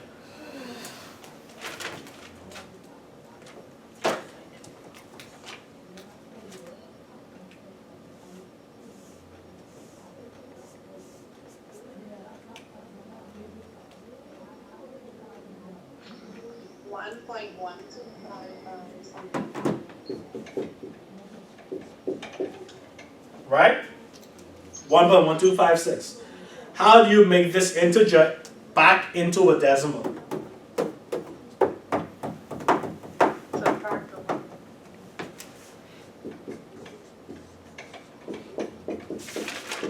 How do you make this decimal into a percentage? Times it by 100.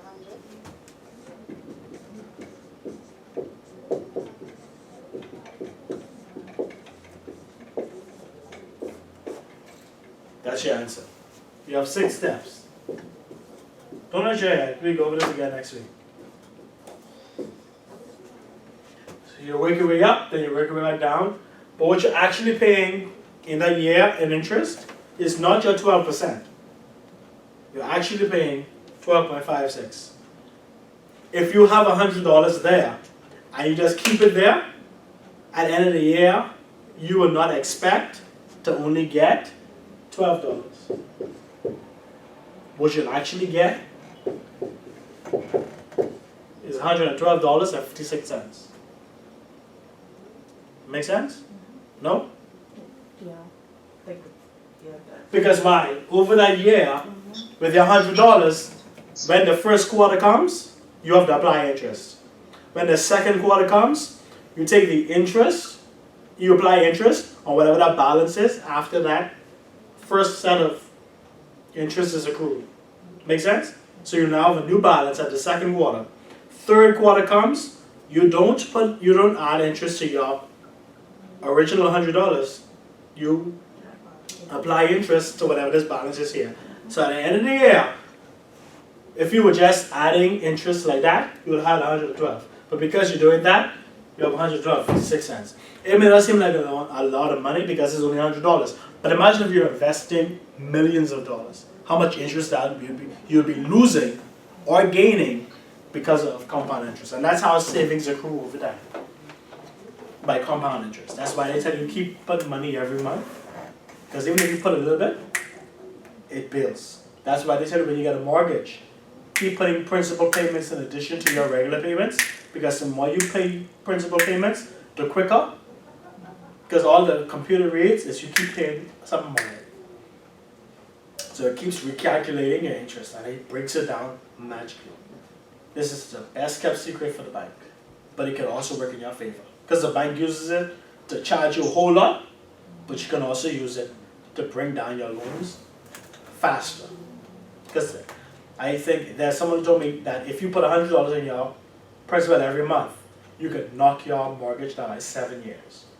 Just by $100 extra a month. Interesting fact. Yeah. Alright? And that's the power of compound interest. Because you're putting your regular mortgage payment, but you're also adding $100 to your principal. Because your first several years of your mortgage, when you're paying your interest anyhow, your principal ain't going nowhere. But if at the same time you're paying off this heavy interest, and you're taking a portion of a small portion that you're putting towards your principal, but you're also adding another bigger chunk to your principal going down faster, and the interest going down, going against a smaller principal. Alright? All hearts and minds are settled. It's 8 o'clock as I promised. I'll see you all next week. Alright, good evening. Alright, have a good one. If you have any questions, you can put it in the group and yeah, you can ask your question. Okay. Alright.